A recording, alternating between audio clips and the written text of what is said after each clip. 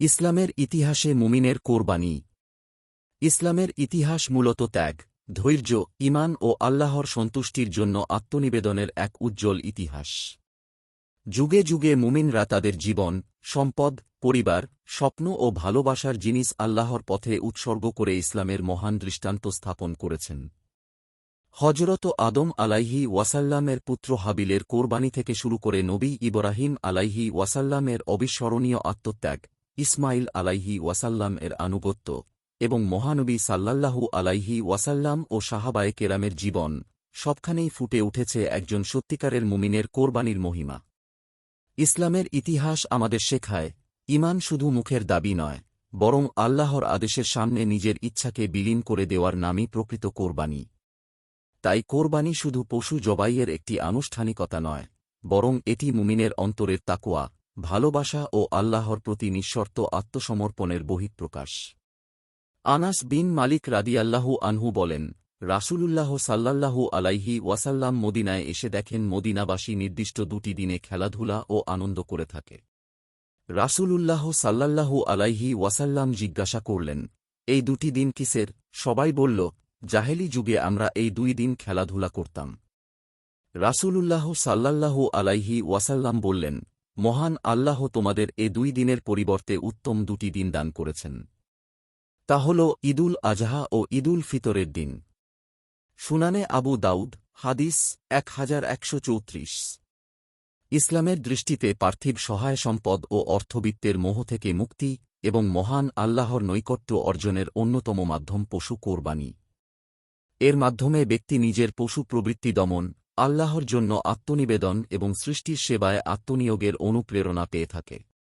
আল্লাহর কাছে জবাবদিহির ভয় তা নিশ্চিত করে। পবিত্র কোরআনে ইরশাদ হয়েছে, আল্লাহর কাছে পৌঁছায় না তাদের গোশত এবং রক্ত, বরং পৌঁছায় তোমাদের তাকওয়া। সূরা হজ আয়াত ৩৭। পৃথিবীর প্রায় সব প্রধান ধর্মে পশু কোরবানির রীতি আছে।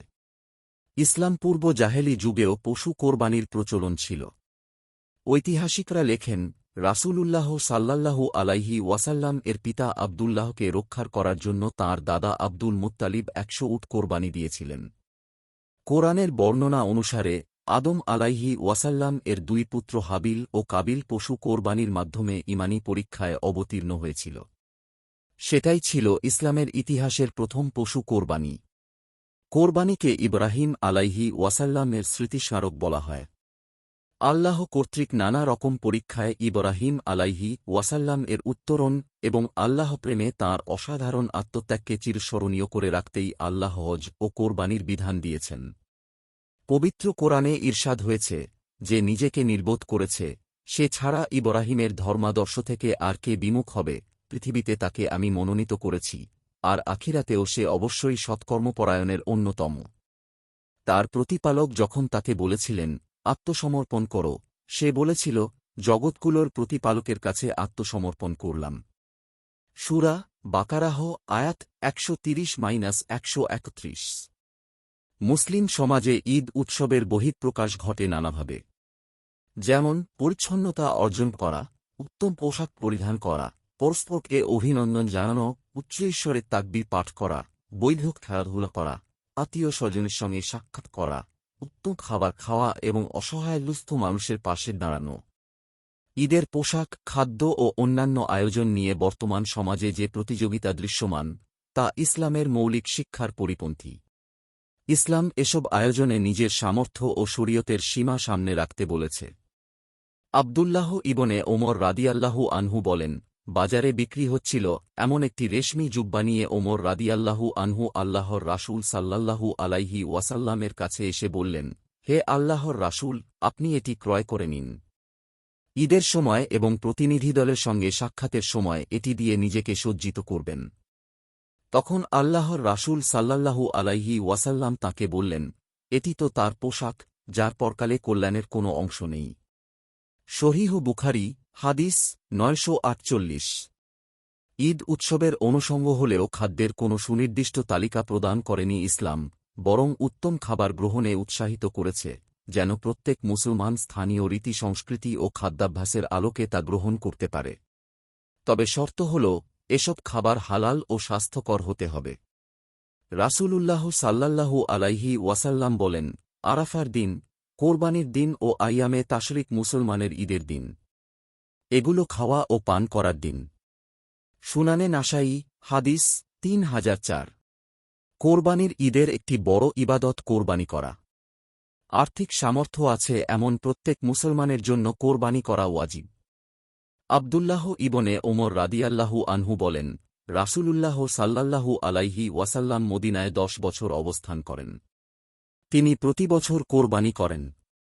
সুনানে তিরমিজি, হাদিস ১৫০৭। নবীজি সাল্লাল্লাহু আলাইহি ওয়াসাল্লাম তাঁর নিজের, পরিবার ও উম্মতের পক্ষ থেকে পশু কোরবানি করতেন। আবু হুরায়রা রাদিয়াল্লাহু আনহু থেকে বর্ণিত, রাসূলুল্লাহ সাল্লাল্লাহু আলাইহি ওয়াসাল্লাম কোরবানির ইচ্ছা করলে দুটি মোটাতাজা, মাংসল, শিনযুক্ত, ধূসর বর্ণের ও খাসি করা মেষ ক্রয় করতেন। অতঃপর এর একটি নিজ উম্মতের যারা আল্লাহর একত্বের সাক্ষ্য দেয় এবং তাঁর নবুয়তের সাক্ষ্য দেয় তাদের পক্ষ থেকে এবং অন্যটি মুহাম্মদ সাল্লাল্লাহু আলাইহি ওয়াসাল্লাম ও তাঁর পরিবারবর্গের পক্ষ থেকে কোরবানি করতেন। সুনানে ইবনে মাজাহ, হাদিস ৩১২২।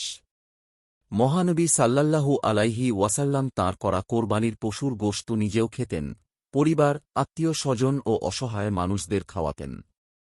আর তিনি উম্মতকেও তার নির্দেশ দিয়েছেন। আউনুল মাবুদ, ৭ ডিভিশন ৩৪৫। গোশত বণ্টনের ক্ষেত্রে নবীজি সাল্লাল্লাহু আলাইহি ওয়াসাল্লামের কর্মপদ্ধতি সম্পর্কে আবদুল্লাহ ইবনে আব্বাস রাদিয়াল্লাহু আনহু বলেন, রাসূলুল্লাহ সাল্লাল্লাহু আলাইহি ওয়াসাল্লাম তাঁর পরিবারকে কোরবানির ১/৩ আহার করাতেন, প্রতিবেশীদের ১/৩ আহার করাতেন আর ভিক্ষুকদের মধ্যে ১/৩ সদকা করতেন। আল-মুগনি, ৯ ডিভিশন ৪৪৯। মূলত কোরবানির পশুর গোশত বিতরণের মাধ্যমে মুসলিমরা অন্যের সঙ্গে নিজেদের আনন্দ ভাগ করে নেয়, যেভাবে তারা ঈদুল ফিতরে সদকাতুল ফিতর বিতরণ করে অসহায় মানুষকে ঈদ আনন্দে শরিক করে নেয়। এজন্য ১ বছর মদিনায় অভাব বৃদ্ধি পেলে তিনি নির্দেশ দেন, কোরবানির পশুর গোশত যেন ৩ দিনের বেশি সংরক্ষণ করা না হয়। জাদুল মাদ, পৃষ্ঠা বিয়োগ ৪২৬। রাসূলুল্লাহ সাল্লাল্লাহু আলাইহি ওয়াসাল্লাম কোরবানির ঈদের দিন কিছু না খেয়ে ঈদের নামাজ পড়তেন এবং কোরবানির গোশত রান্না হলে তা থেকে সর্বপ্রথম খাবার গ্রহণ করতেন। সুনানে দারেমি, হাদিস ১৫৬৭। অতএব একজন মুমিন তখনই সফল হয় যখন সে আল্লাহর সন্তুষ্টির জন্য নিজের প্রবৃত্তি, অহংকার, লোভ ও দুনিয়ার মোহকে কোরবানি করতে পারে। কেননা আল্লাহর জন্য ত্যাগের বিনিময়েই লাভ হয় আল্লাহর নৈকট্য, রহমত ও চিরস্থায়ী সফলতা।